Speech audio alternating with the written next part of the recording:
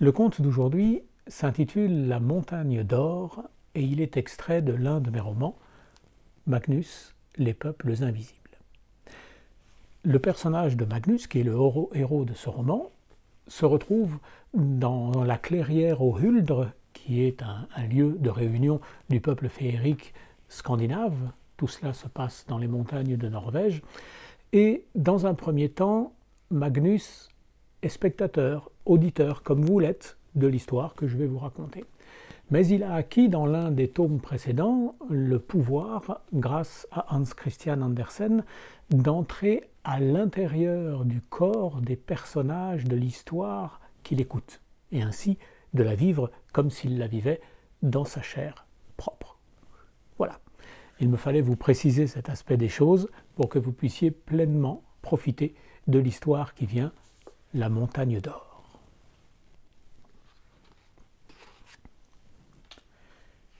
La clairière au Huldre était le lieu de rendez-vous des Huldre Folk, une sorte de place du village féerique. Elle se situait non loin de la route que les humains avaient construite pour traverser la forêt et monter vers les sommets du Jotunheimen. On aurait pu, bien sûr, trouver un lieu plus éloigné, mais celui-ci avait l'avantage d'être plat et à l'abri du vent du nord. Tout bien pesé, on s'était dit qu'avec quelques enchantements, il serait facile de tenir les importuns à distance. Les humains s'étaient donc habitués à un étrange phénomène consistant en un épais nuage de moustiques qui revenait chaque printemps, rendant très difficile l'accès à un certain endroit de la forêt jusqu'à la fin de l'été. Ce nuage de moustiques était par ailleurs doublé d'un mur de végétation touffue rempli de ronces et d'orties. Pour parfaire cette protection, les esprits de la pluie et du brouillard avaient mission, dès qu'ils percevaient des promeneurs un peu plus hardis que les autres, de déclencher une bonne averse et de faire monter la brume au point qu'on n'y voyait plus à 1 mètre devant soi. La clairière elle-même était un grand espace d'herbe tendre à ciel ouvert à l'intérieur d'un cercle délimité par une palissade de grands et vieux bouleaux. Au-delà de ce cercle, c'était la forêt, avec ses méandres, son silence et ses ombres. Cette nuit-là, il y avait beaucoup de monde au rendez-vous. Nices et Tomtes avaient quitté les fermes pour rejoindre le petit peuple. Plusieurs Tuftefolk papotaient entre eux au sujet des prochains tours qu'ils pourraient jouer aux humains. 2 d'entre eux apprenaient à marcher à un Vesle Tomte qui venait d'opérer sa transformation. D'un grand troll plutôt ventru, il était passé à une taille d'à peine 20 cm, ce qui n'allait pas sans la nécessité de certaines adaptations. Quelques enfants Nice jouaient avec leurs reflets dans l'eau d'une petite mare. C'était un florilège de grimaces. Leurs éclats de rire s'égrenaient en trilles dans l'immense ciel étoilé. Un peu plus loin, et d'une toute autre allure, un groupe de grands trolls s'était rassemblé. Il y avait là le Bergtrollett et le Fjelltrollett venus des hauts sommets et encore tout ébouriffé par la tempête qui rugissait à ces altitudes. Un Dovleguben avait fait le voyage depuis le plateau de Hardanger pour assister à la veillée. Le Jutul déglacé était lui aussi présent, venu en voisin. Quelques fées voletaient dans leurs belles robes de brume, laissant leurs traînes flotter au gré d'une douce brise. Les Huldres chantaient à voix basse une vieille mélodie des alpages. Au centre de l'assemblée crépitait un grand feu qu'on avait pris soin d'enchanter afin qu'il ne déborde pas de la clairière.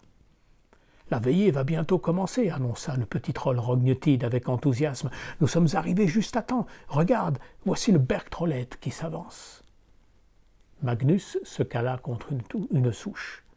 Le Bergtrollett parcourut l'assemblée du regard. C'était un grand personnage de pierre, de terre et de mousse. Une couronne d'oiseaux voltait au-dessus de son épaisse chevelure touffue qui abritait plusieurs nids. Leur pépiment accompagnait son récit comme une petite musique.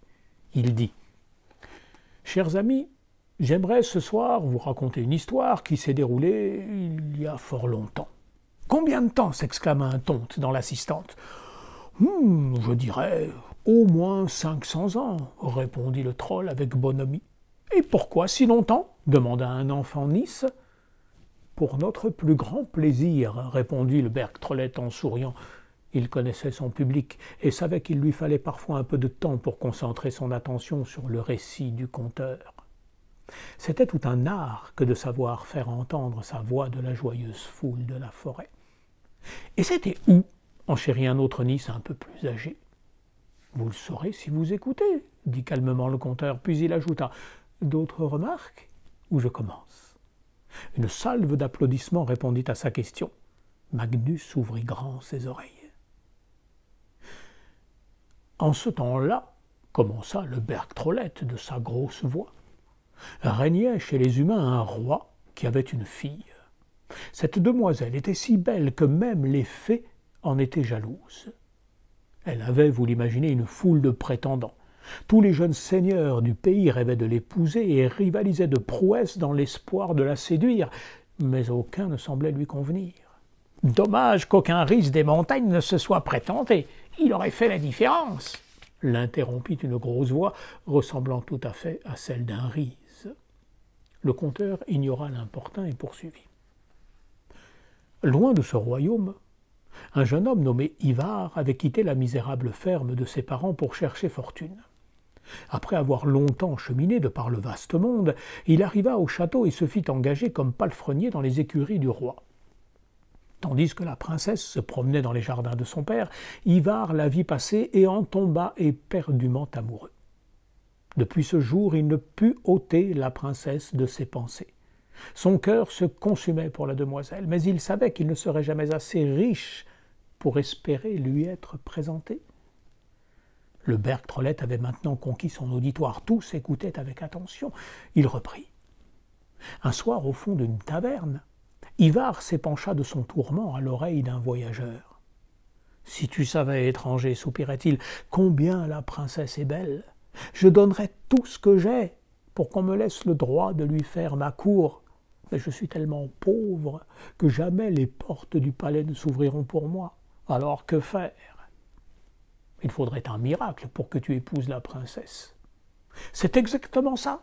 Tu as parfaitement compris ma situation, » s'exclama Ivar au désespoir. « Ou bien il faudrait, » suggéra le voyageur, « que tu deviennes si riche que plus rien ne puisse se mettre entre toi et la princesse. » « Ce qui serait un autre miracle, » soupira Ivar. Poursuivit le voyageur.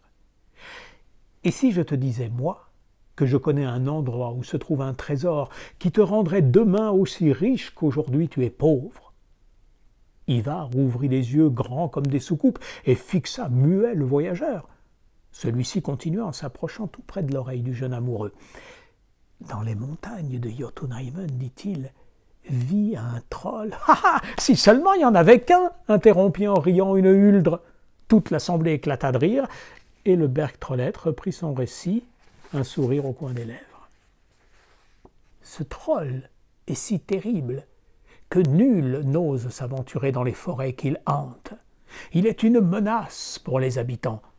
On chuchote qu'il possède plus d'or que tous les seigneurs du royaume réunis. Si tu le trouvais, suggéra le voyageur, tout cet or t'appartiendrait. Enfin pas tout, car il faudrait que tu m'en donnes un peu, si je t'indique le chemin. Ta renommée serait faite et ton prestige assuré aux yeux de la princesse. Tu auras tout ce que tu voudras, s'écria Ivar. Dis-moi où est caché ce trésor. Le Bergtrollette ponctua son récit d'un silence durant lequel il parcourut des yeux l'assemblée. Tous étaient captivés et attendaient avidement la suite. Magnus avait fermé les yeux pour mieux se représenter la scène. Il brûlait de suivre cette aventure au plus près, si bien que lui vint à ce moment-là l'idée de tenter une expérience. Son ami Andersen lui avait appris lors de son voyage à Copenhague à entrer dans le corps de quelqu'un et à vivre sa vie comme si c'était la sienne propre. Il suffisait pour cela de plonger son regard au plus profond des yeux de la personne choisie. Si on arrivait à attirer l'attention de celle-ci, la magie opérait. On passait de son corps au sien. Magnus imagina un visage à Ivar. En pensée, il en dessina les contours, les cheveux, le front, le nez, la bouche et enfin les yeux. Où était cachée l'âme? Au bout de quelques secondes, Ivar sentit qu'on l'observait. Magnus capta son regard et plongea dans son corps. Il se retrouva d'un coup au milieu de la taverne, accoudé à la vieille table. Le voyageur indiqua à Ivar comment se rendre à travers la forêt jusqu'à l'antre du troll, et celui-ci quitta la ville armé d'une lourde épée sur un cheval qu'il avait emprunté aux écuries du roi. Après avoir cheminé longtemps dans la forêt, il arriva au pied d'une haute falaise où il dut abandonner sa monture. Il parcourut le reste du chemin en se hissant à la force des bras. Magnus regardait avancer dans le corps d'Ivar, tandis que le héros de l'histoire grimpait vers la caverne du troll. L'escalade de la falaise fut une épreuve. Il parvint enfin devant l'antre du monstre. Ayant à l'odeur deviné la présence d'un humain, le maître des lieux sortit aussitôt. Ivar le défia. D'abord, le troll n'en crut pas ses yeux. Cet avorton avait bien de l'arrogance pour l'insulter du haut de sa minuscule démesure, puis il fut pris d'un énorme rire qui secoua toute la montagne. Mais Ivar ne se laissa pas décontenancer et se précipita, épée levée sur son adversaire, qui eut juste le temps d'esquiver le coup. Le troll se jeta à son tour sur Ivar, mais le jeune homme lui glissait entre les doigts. Magnus, essoufflé, sautait d'une jambe sur l'autre au rythme des esquives du personnage dans le corps duquel il se trouvait. Au début, il avait pris la situation comme une sorte de jeu. Mais à présent, il remarquait un sentiment très sombre en train de naître chez son hôte, quelque chose d'intensément méchant qui le dérangeait profondément. Magnus avait l'impression qu'Ivar éprouvait de la délectation à l'idée d'assassiner le troll. La course-poursuite dura un petit moment, durant lequel le troll, tout en essayant d'attraper le gamin, réfléchissait. Qu'allait-il bien pouvoir faire de ce vermisseau surexcité qui s'était mis dans la tête de le tuer? Sautillant de droite et de gauche, Ivar, quant à lui, se rapprochait d'un grand sac d'or qui brillait au fond de la caverne. « Ah, c'est donc ça! Tu es venu voler mon or! Je ne laisserai personne me le prendre !» hurla le troll qui se posta tel un rempart devant son or. Ivar se jeta alors sur lui et, sans crier gare, avec une joie féroce, enfonça son épée de toute sa force dans le ventre du géant qui s'effondra dans un râle de douleur. Magnus éprouva soudain un profond dégoût pour le héros de cette aventure. Il ne pouvait pas rester une seconde de plus dans le corps de cet être. Il ouvrit les yeux et repoussa hors de lui toute la scène. Quelque chose de sale s'était insinué en lui. Il se sentait souillé. Rognotide, son ami, voyant son compagnon ainsi nauséeux, dit « Attendons de voir comment tout cela va finir. » Puis il fit se lever une légère brise qu'il dirigea sur le visage de Magnus. L'air frais ravigora le garçon. Pendant que les deux amis devisaient ainsi, la colère était en train de monter dans la clairière. « C'est ignoble !» s'écria le Dovreguben. « Si je tenais ce gamin, il passerait un mauvais moment, je vous le garantis !» Pour ne pas risquer une surenchère qui aurait gâché la soirée, le Bergtroll réclama l'attention. Quand le silence fut rétabli, il reprit la parole. « mes amis, tempéra-t-il, l'indignation que vous manifestez est tout à votre honneur, mais rassurez-vous, le troll de mon histoire n'est finalement pas mort. » Un soupir de soulagement accompagna cette information. « Car ce troll n'est autre que moi-même !» Une clameur de stupeur s'éleva de la clairière aux Huldres. « En beaucoup plus jeune, bien sûr, poursuivit le Bergtroll, mais comme vous le voyez, je suis parfaitement vivant, alors tout va bien. Mais alors, qu'as-tu fait du voleur » demanda un nain. « répondit le Bergtroll en se grattant la mouche du menton d'un air songeur. « Voulez-vous connaître la fin de l'histoire ?»« Évidemment, bien sûr !» s'exclama-t-on de toutes parts. « Eh bien voilà, » reprit le Bergtroll. « Lorsque je vis le jeune Ivar lorgner sur mon sac d'or, je compris qu'il ne partirait pas sans me l'avoir volé. Je ne voulais pas non plus le tuer, quelques pépites jaunes ne méritent pas un tel châtiment. »« C'est bien vrai, » l'interrompit un alfe, « j'en ponds tous les matins. » Toute la clairière éclata de rire à nouveau, et le Bergtroll continua son récit dans la bonne humeur retrouvée. Il me fallut inventer une ruse pour me débarrasser de l'importun. Je me comportais donc, ainsi que vous l'avez entendu, comme si ce misérable sac d'or était tout ce que je possédais, et je laissais Ivar me porter un coup de son minuscule cure-dent avant de m'effondrer, mimant une douleur atroce. Quelqu'un demanda « Et qu'a-t-il fait de ton or ?» Le Bergtroll attendit quelques instants avant de répondre Les spectateurs étaient pendus à ses lèvres. Ivar se rendit en premier lieu à l'auberge pour payer sa dette envers le voyageur qui lui avait indiqué où me trouver. Puis il se présenta au château où il demanda de la main de la princesse. Lorsque le roi apprit qu'il avait en chemin tué le troll qui terrorisait le pays, il le voulut aussitôt pour gendre. La reine et la princesse ne s'y opposèrent pas, le mariage fut célébré dans tout le royaume, et Ivar devint prince. Et il vécut heureux auprès de sa bien-aimée, conclut une jeune fée. Eh bien, non, répondit le Bergtrollette. En fait, Ivar, qui jadis se languissait nuit et jour de sa belle, se mit à préférer à tout le reste la jouissance de son or. « Fi, le goujat !» dit dédaigneusement la fée. Il dilapida en de somptueux caprices tout l'or qu'il m'avait volé. Lorsqu'il se retrouva les poches vides, il fit secrètement assassiner le roi. À présent maître du royaume et de ses richesses, son désir ne connut plus de limite. S'il n'obtenait pas ce qu'il désirait, il entrait dans des rages meurtrières. Sa tyrannie ruina le royaume. N'ayant plus un sou en caisse, il déclara la guerre à ses voisins. Villes et villages furent mis à feu et à sang. Dès qu'il gagnait une guerre, il en faisait une autre. Bientôt le pays fut plongé dans la misère et la désolation. Dépouillant tous et chacun, Ivar persécuta son peuple. La seule personne qui pouvait encore l'approcher était la princesse. Elle essaya longtemps de le ramener à la raison, horrifiée de le voir si cruel, mais Ivar ne pouvait plus l'entendre, persuadé que tous complotaient contre lui. Le Bergtrollette marqua une pause avant de poursuivre.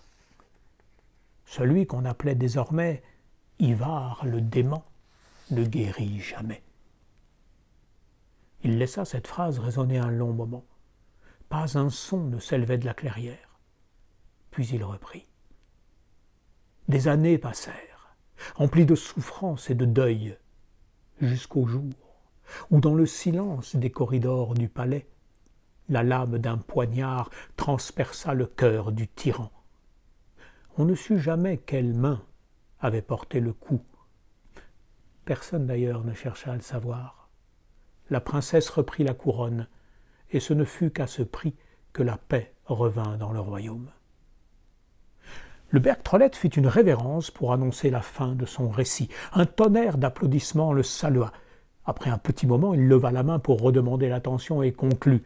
« Chers amis, n'oubliez jamais que les humains sont des êtres à la santé mentale extrêmement fragile. Pensez à ce jeune Ivar. Je l'avais laissé prendre un seul petit sac d'or, et voyez tout le mal qu'il a réussi à faire à partir de ce maigre butin.